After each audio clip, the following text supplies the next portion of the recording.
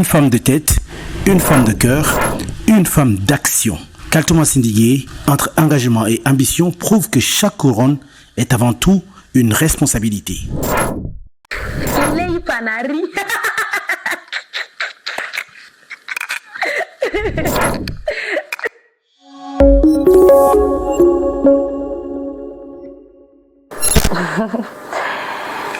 Alors, je dirais simplement que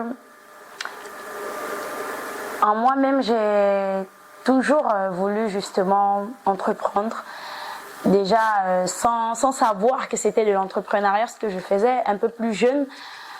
Je faisais déjà des petites activités avec mes sœurs. Donc, je crois qu'avec le temps, l'évolution et puis un peu de maturité, j'ai pu justement me lancer là-dedans et me dire, voilà, je me lance dans cette aventure et je vois ce que ça va donner. Alors, de mon passage à l'Unjam Post, je retiens que du positif. Déjà parce que l'Unjam Post m'a offert, je vais dire, une belle opportunité de pouvoir m'exprimer à travers l'écran. Parce que je crois que c'était la toute première fois que je faisais justement de la télévision, s'il faut le dire comme ça. J'ai beaucoup plus évolué en radio. Et donc, c'était un premier pas pour moi et je retiens beaucoup de challenges. Qu'est-ce que je peux retenir d'autre encore? La symbiose, voilà, le dynamisme dans le travail, le professionnalisme. Je ne m'attendais pas à avoir cet impact-là à travers justement le récap que je faisais. Et je crois que les gens ont plutôt bien aimé la présentation et aussi le personnage que je suis. Voilà. Honnêtement, de toutes les prestations que j'ai eu à faire, en passant par Jamdi, la Senafet Fashion Week, Samha Jamena Fashion Week, je dirais les présentations de mariage. Présentations de mariage parce que c'est ce qui m'a vraiment permis de me retrouver et de me lancer, je vais dire ça comme ça. Parce que après ça, j'ai eu plusieurs sollicitations et donc de toutes les prestations de mariage que j'ai déjà eu à faire, la plus marquante est celle de la toute première. Parce que j'étais hyper stressée, je ne l'avais jamais fait, je savais pas comment je devais m'y prendre. Et comme on le dit, par coup de chance, sinon par coup de grâce, les gens ont plutôt aimé ce que j'ai fait de la cérémonie civile jusqu'à la cérémonie, jusqu'à la soirée, donc la réception. C'était plutôt original, voilà, de ce qu'on avait l'habitude de voir d'après les retours, hein, voilà. Je ne suis pas en train de me jeter des fausses fleurs, mais d'après les retours, c'était plutôt différent, voilà, des présentations qu'on avait, des mariages, et surtout que je sortais un peu peut-être des nouvelles, on va dire des nouvelles inspirations pour les mariés et pour leurs invités. Voilà. Il s'agit du couple Dona Doulgué. Ce sont eux qui m'ont fait confiance et ils m'ont dit, écoute, on te fait confiance, vas-y, fais-le, on sait que tu vas assurer. Sans savoir, et le pire c'est que je n'avais pas de programme et ils m'ont dit, écoute, improvise, on sait que tu peux le faire. Et voilà, ça a donné, j'ai eu plein de retours positifs et voilà. Après ça, j'ai été sollicitée pour d'autres mariages et encore et encore. L'exclusivité et la particularité de Miss Kellou Sahel, c'est qu'on n'est pas juste là pour la beauté de la jeune fille.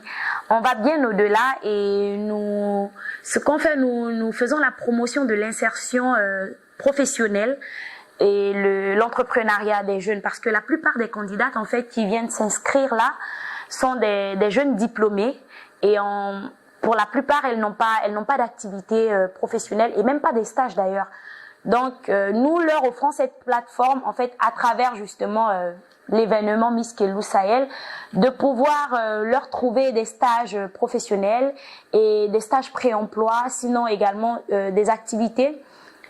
En fait, on leur permet de se découvrir davantage, de savoir en fait ce qu'elles peuvent apporter, ce qu'elles peuvent donner. Donc c'est une contribution en fait, c'est notre façon à nous d'encourager un peu le leadership féminin et aussi de diminuer le taux de chômage, voilà. Très belle question. Très honnêtement, nous avons vraiment retravaillé les critères. Et pour cette année, on va être un peu plus rigoureux sur la sélection, parce qu'on s'est rendu compte qu'en fait, je ne suis pas en train d'incriminer qui que ce soit, mais de nos observations, on a un peu l'impression que les filles ne réalisent pas vraiment en fait l'objectif du concours et à quoi elles sont appelées en fait en tant que Miss. Donc nous, on va retravailler déjà les critères en sélectionnant particulièrement les bachelières en montant.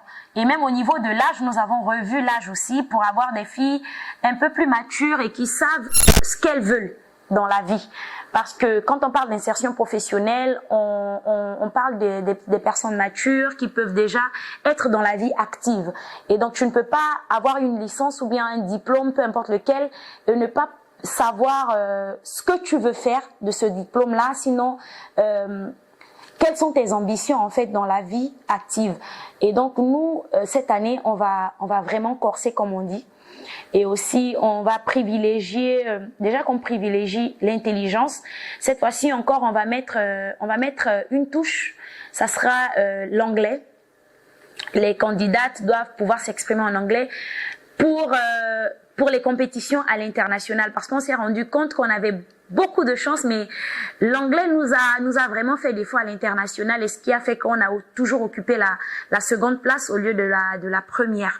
Donc cette année, on va vraiment sélectionner les filles sur la base de leur intelligence.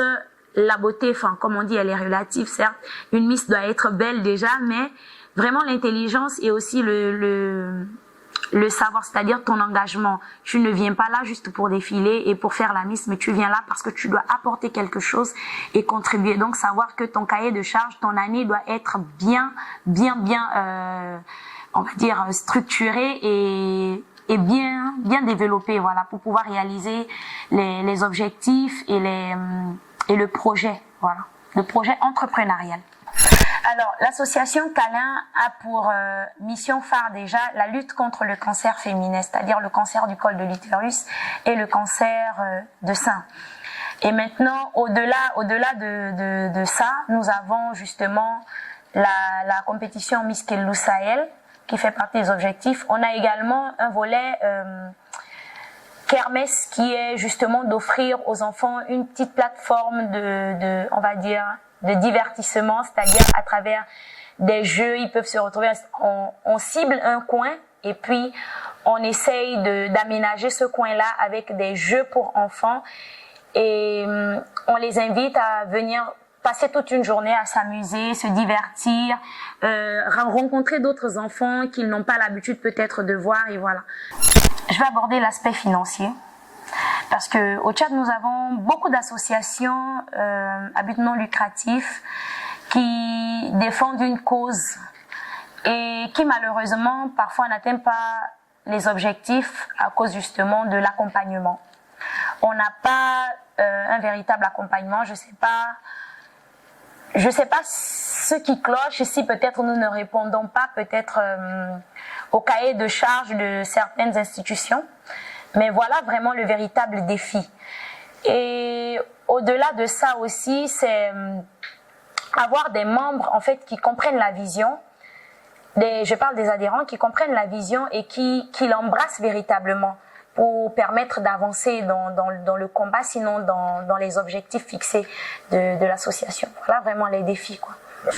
Un projet futur, alors je vais pas dire que je suis déjà fière parce que c'est en cours, donc je ne pourrais pas en parler maintenant.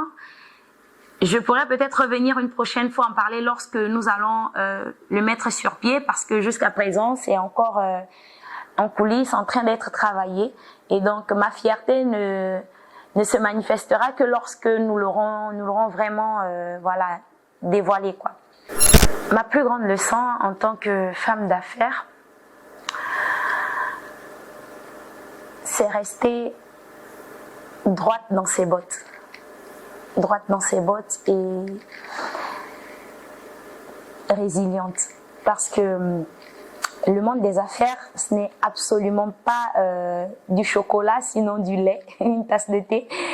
C'est vraiment difficile et il y a beaucoup de compromis, il y a beaucoup de défis et il faut en fait si on n'est pas droit dans ses bottes, on peut pas aller jusqu'au bout. Et si on n'a pas justement cet esprit résilient, je crois qu'au bout d'un moment on lâche, on abandonne, on se dit ça vaut pas la peine. Voilà. Alors, continuez d'hésiter, hein, franchement. Continuez d'hésiter, mais sachez vraiment ce que vous voulez parce que honnêtement, c'est pas du gâteau. Ce n'est absolument pas facile. Je suis là devant vous. Moi, j'ai eu plusieurs fois envie d'abandonner, de laisser tomber. Même s'il y avait toujours cette petite voix en moi qui me disait, écoute, tu vas pas lâcher et tout, mais au bout d'un moment, quand tu te retrouves toute seule, c'est pas facile. Donc, sachez ce que vous voulez et sachez bien vous entourer pour pouvoir vous lancer. Si vous vous entourez des personnes pessimistes, c'est clair que vous allez lâcher. Et ayez justement cet esprit déterminé qui vous pousse à aller toujours jusqu'au bout. Ayez foi en ce que vous ne voyez même pas. Voilà. Oh, ok.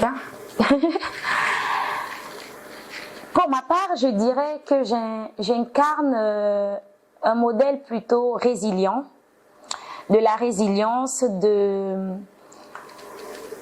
du mentorat et de l'engagement social.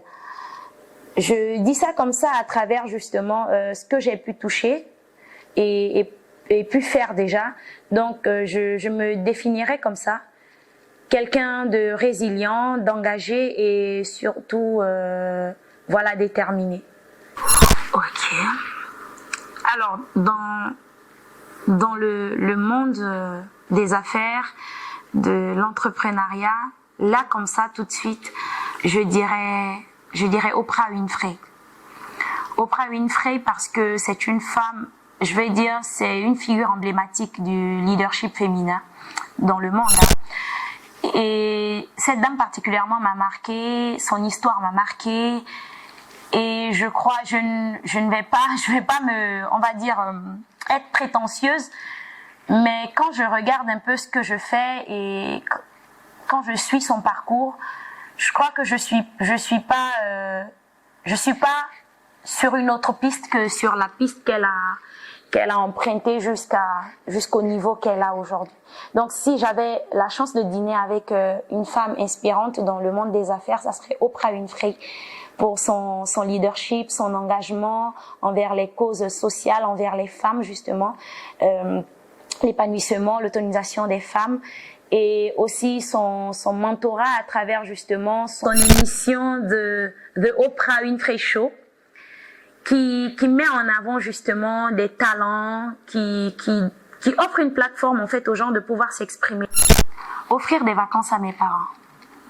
Pouvoir leur offrir des vacances, rien que tous les deux, en dehors du pays.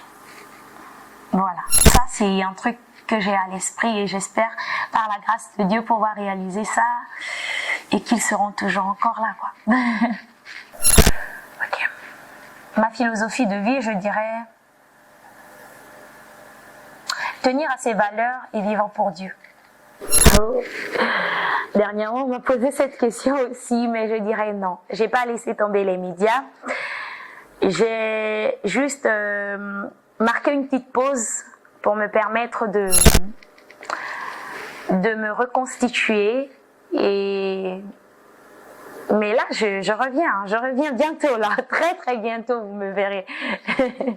Voilà, mais j'ai pas abandonné, je suis toujours là. Oui, je dirais déjà merci à Técor Média pour l'opportunité. Merci de me permettre de venir là partager ma petite expérience et également apporter mon petit bout de contribution à la gente féminine. Je vous dis merci déjà pour ça, d'avoir pensé à moi et vivons nos valeurs. Tout simplement.